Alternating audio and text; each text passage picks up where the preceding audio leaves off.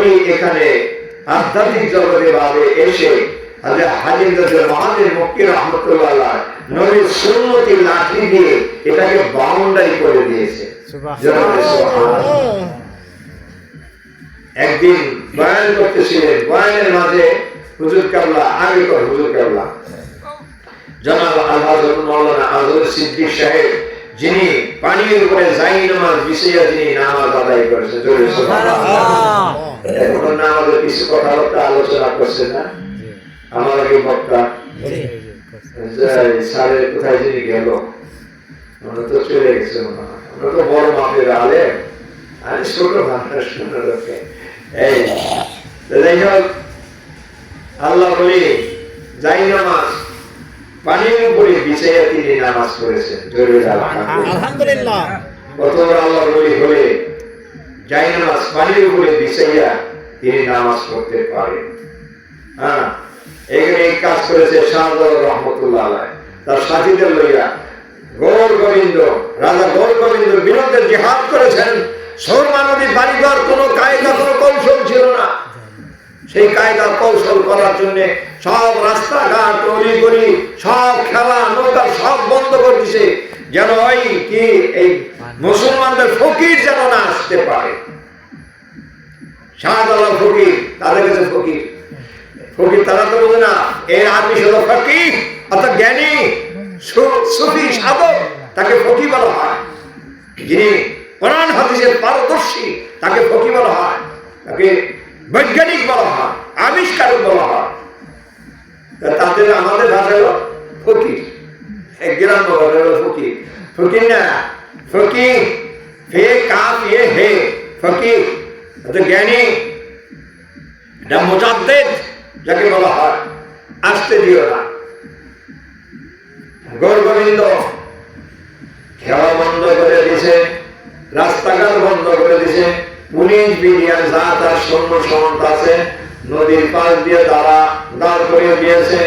এরপরে আল্লাহর ওলি শাহজালাল রহমতুল্লাহ আলাইহি রাতের অন্ধকারে গভীর রজনীতে সব ভক্তদেরকে বলছে, জায়নামাজ বিছাইবা, পানির উপরে জায়নামাজ বিছাইয়া আমার সাথে নদী পাড়ি দিবা। জোরে বলে সুবহানাল্লাহ। সবাই জায়নামাজ বিছাইছেন। শাহজালাল রহমতুল্লাহ জায়নামাজ বিছাইয়া আগে আগে চলে গেছে, আগে আগে যাইয়া নদীর পাড়ে উঠছে। নদীর পাড়ে ওঠার পরেই চিৎকার দিয়ে জোরে জোরে বলছে, নারায়ে তাকবীর, আল্লাহু আকবার, নারায়ে তাকবীর, আল্লাহু আকবার, দ্বীন ইসলাম জিন্দাবাদ, দ্বীন ইসলাম জিন্দাবাদ, কোরআনের আলো ঘরে ঘরে জ্বালো, কোরআনের আলো ঘরে ঘরে জ্বালো, হাদিসের আলো ঘরে ঘরে জ্বালো। চিৎকার করে নারায়ে তাকবীর, আল্লাহু আকবার দিছে। আল্লাহু আকবার ধ্বনি প্রকম্পিতে গোটা শহর প্রকম্পিত হয়ে গেছে, আওয়াজ তার কানের মধ্যে চলে গেছে, রাজ দরবার পর্যন্ত কম্পন শুরু হয়ে গেছে। বলে কি হলো? ফকির তো ঢুকে গেছে, ফকির ঢুকে গেছে। বাড়ি দিল কেমনে? জায়নামাজ দিছে, পারিছে। জোরে করে সুবহানাল্লাহ। যেহেতু শাহজালাল ফকির জায়নামাজ বিছাইয়া পানি দিছে, এই দেশে আর আমার থাকা যাবে না, যাবে না, পারা যাবে না, যুদ্ধ আর করব না। ওই রাজার বাড়ি, রাজা গোবিন্দর বাড়ি আল্লাহ রাব্বুল আলামিন আমাকে দেখার সৌভাগ্য দিয়ে করেছিলেন। উঁচু পাহাড়ের উপরে বাড়ি, রাজবাড়ি, রাজা গোবিন্দর বাড়ি, নীল জেলা সুরঙ্গ পথ আছে, পলানোর কায়দায় ঘিরে দিয়েছে। রাজা গোবিন্দ নীলটা পলাইয়া বাহির হইয়া চলে গেছে। দেখছেন না এই মুসলমানের শক্তি পাওয়ার কতখানি? ওই জায়নামাজ বিছাইয়া শাহজালাল রহমতুল্লাহ আলাইহি ওই একই তরিকার কায়দা মানিকগঞ্জের আল্লাহর কুতুব, যিনি এই জায়নামাজ পানির উপরে বিছাইয়া সাটুরিয়া উপজেলায় পুকুরের মূলে তার শ্বশুর বাড়িতে তাহাজ্জুদ নামাজ পড়তেন। সুবহানাল্লাহ। দাঁড়িয়ে আজকে মানিকগঞ্জ দরবার শরীফে বাৎসরিক মাহফিল রূপান্তরিত হয়ে, ফাল্গুনের বাৎসরিক মাহফিল রূপান্তরিত হয়ে সেখানে বিশ্ব ইজতিমা রূপ নিয়েছে। আলহামদুলিল্লাহ। এই রূপের কারণে তামাম বাংলাদেশ, তামাম পৃথিবীর বিভিন্ন জায়গায় আজকের এই তরিকার কাজ, লা ইলাহা ইল্লাল্লাহর কাজের দাওয়াত সারা পৃথিবীতে চলে গেছে। জোরে বলে আলহামদুলিল্লাহ।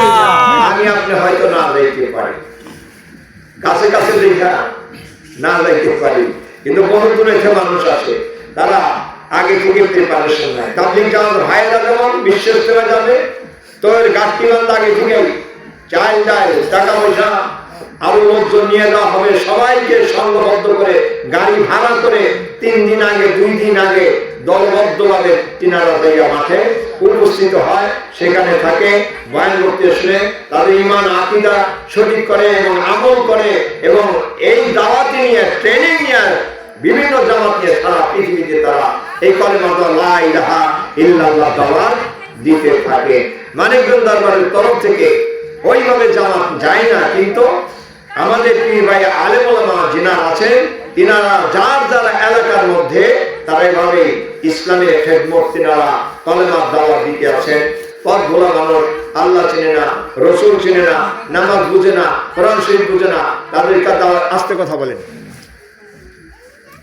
তাদেরকে দাওয়াত দিয়ে ইসলামের পথে তাদেরকে আনা হয়, তাদেরকে বায়াত এবং মুরিদ করানো হয়। বায়াত মুরিদ করানোর পরে সকাল সন্ধ্যা আল্লাহ পাকে জিকির করে। কি জিকির করে? আল্লাহ পাক বলেন আযকুরুনি আযকুরুকুম ওয়াশকুরুনি ওয়ালা তাকফুরুন। আল্লাহ বলে আমাকে ডাকো, আযকুরুনি আমাকে স্মরণ করো।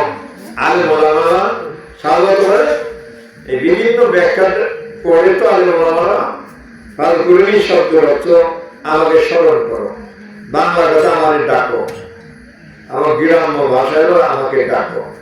আর একটু উচ্চাঙ্গে গেলে ভদ্রচিতে গেলে আমাকে স্মরণ করো, ভদ্রচিত ভাষা। হ্যাঁ, যিনারা বড় বড় শিক্ষিত তিনারা বলে ভাষার একটা মাইল পেস আছে। হ্যাঁ, ভাষারও মাইল পেস আছে। ভদ্রচিত ভাষা, শালীন ভাষা, অশালীন ভাষা। অশালীন ভাষা বলবে পুলিশে ধরে দিও, কথা বলেন না কেন? আমার ভাই বয়ে রয়েছে, খুব মহব্বত ভাই, আমার উপজেলায় চাকরি করে হাসপাতালে। সকল বলে আলহামদুলিল্লাহ। অশালীন কথা বলবেন পুলিশে ধরে নেব, খালি 999 খালি করে দেব, নিচে না ধরে। হ্যাঁ, একটু অশালীন করছে না? কথা কয়টা পাওয়া যায়? 10টা পাওয়া যায়, একটা এলো বাংলা হিসাব, ঠিক আছে না? কথা 10টা কন, অসুবিধা নাই, একটা কইতে পারবেন না। যেমন স্বাভাবিক একটা কথা, গ্রাম অঞ্চলে যাই ঝগড়া ঝাঁটি লাগে পারিবারিক ভাবে, আর এগুলো ভালো আছে, এগুলো ঝগড়া ঝাঁটি লাগে না, স্বামী স্ত্রী ওই আমার উত্তর কোনাতে লাগে আর কি। ঝগড়া ঝাঁটি লাগিয়া দুজনে কত কি লাগে করে, তার রাগটা বইয়ে মারামারি করে তেমন বাচ্চা নিয়ে এলাম, এই বাড়ি খাওয়া পাবি না, তোরা আমি ভাব দিবি না, তোরা কাম দিবি না, তোর বাংলা বাড়ি চলে যা।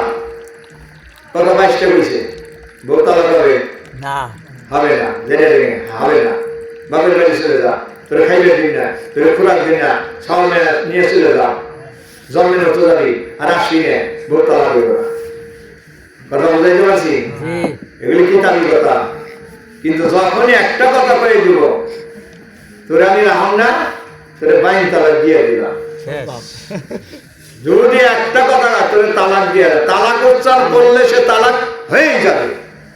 ওটা ফিরান যাবে না, ঘুরে কায়দা করছে তওবা তওবা করে উকিল মুক্তার কাছে নিয়ে আসে, আইনে ফিরে দিবেন, জনম বইরে জিনা হবে, জনম বইরে ব্যভিচারী হবে। তার নাম কোরআন শরীফ। এটা কোরআন শরীফের আয়াত, এটা হাদিস শরীফের আয়াত, এটা কোরআন শরীফের আয়াত। এখানে মাতবাড়ি করতে গেলে, পেঁচ খাটাইলে, বুদ্ধি খাটাইলে, মুক্তিগিরি খাটাইলে মার খাওয়া লাগবে। এই জন্য কথা আল্লাহ পাক শিখাইতে মাধুর্যপূর্ণ কথা শিখাই দিয়েছেন, হাদিস শিখে আল্লাহ নবী শিখাই দিয়েছেন। এইগুলি শিখতে গেলে মাধুর্যপূর্ণ মানুষের কাছে যায় বায়াত মুড়িত হবে, ভদ্র মানুষের কাছে যায় বায়াত মুড়িত হবে। যেন তেন পীরের কাছে গেলে ভদ্র ভাষা আপনি পাবেন না। যিনি ভদ্র হয়েছেন, ভদ্র পীরের কাছে গেলে ভদ্রচিত আপনার আচার আচরণ পরিবর্তন হয়ে যাবে। জোরে বলে সুবহানাল্লাহ। এই জন্য আল্লাহ রাব্বুল আলামিন কথা বলেন না, আল্লাহ রাব্বুল আলামিন কত সুন্দর করে বলেছেন, ফাযকুরুনি আমাকে ডাকো, যখন ডাকবা আযকুরুকুম আমি তোমার ডাকের উত্তর দিব। কথা বুঝাইতে পারছি? আমি উত্তর দিব। আর আমি মা কইয়ে ডাক দিলাম না, বাজার করে ডাক দিলাম না, বাবা কইব নাকি কিরে ডাক দিছিস কে? না না কইব না। আগে বলা মানে ডাক দেয় না, অবাজান এত বাজার নাই, বাজার শেষ, আব্বা আব্বা আব্বা তো দেখি না, আর কি বলে হ্যাঁ, আর পরে কি আল্লাহ জানে। হ্যাঁ আমরা তো বাজান পেয়েছি। হ্যাঁ বাবজান, তাকে বাজান, বাবজি, কত সুন্দর না বাবাজি, কত ভালোবাসা, প্রেম মহব্বতের মধ্যে।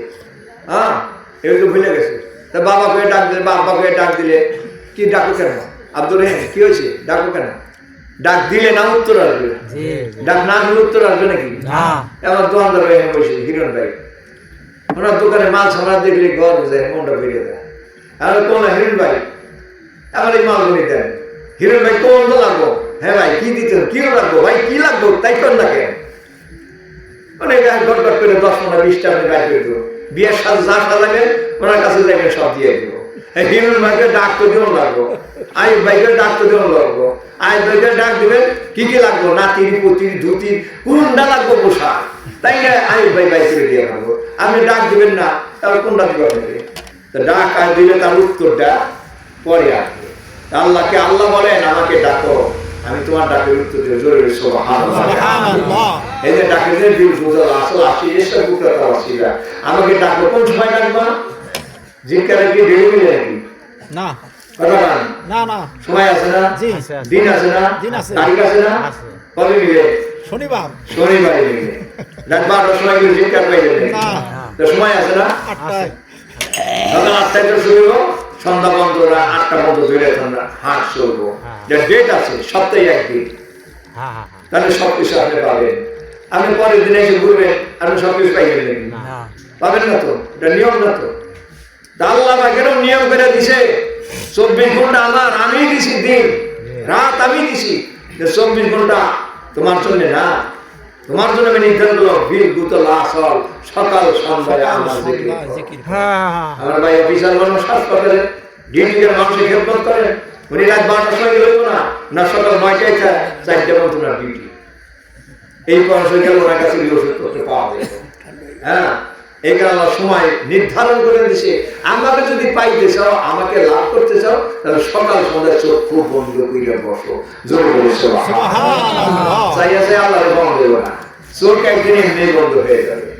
বন্ধ না হলে টিপা বন্ধ করবো, সেদিন সামনে আসতেছে, আর সেখান থেকে কোনদিন ফিরে আসে যাবে না।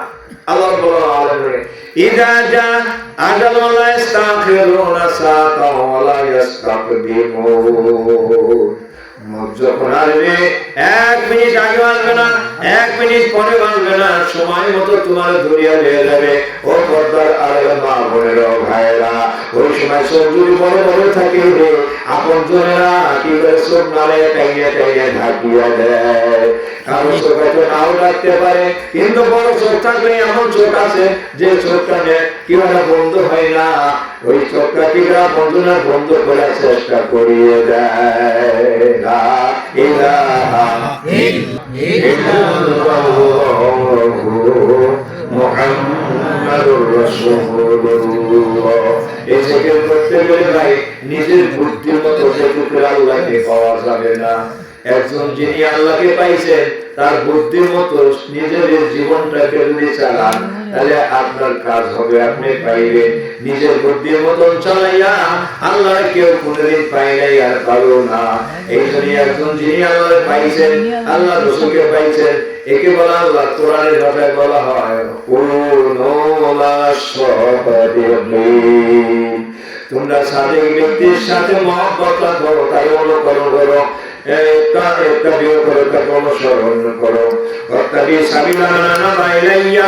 আমার নবী যেমনি ভাবে চলছেন, যেমনি খাওয়া দাওয়ার ব্যবসা বাণিজ্য করছেন, হাত গলার করছেন, অফিসার করছেন, পরিবার পরিচালনা যেভাবে করছেন, যুদ্ধ বিগ্রহ করছেন, রাষ্ট্র পরিচালনা করেছেন, ওই ভাবে তোমরা কি করো, তোমার পারিবারিক জীবন থেকে রাষ্ট্রীয় জীবন পর্যন্ত নবীজিকে অনুসরণ করে।